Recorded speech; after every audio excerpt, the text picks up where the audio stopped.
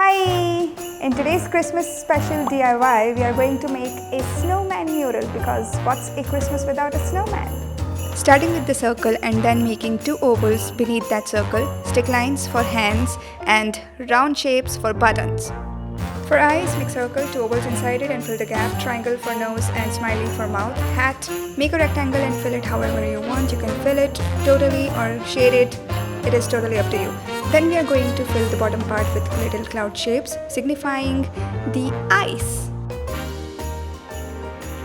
Take red color, we'll make a scarf with the red color, simply coating over the neck area.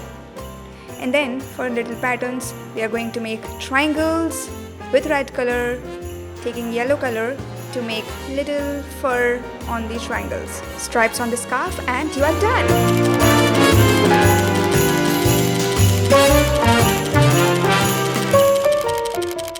If you like this video, then please share, subscribe and hit that bell icon so that you don't miss a single video.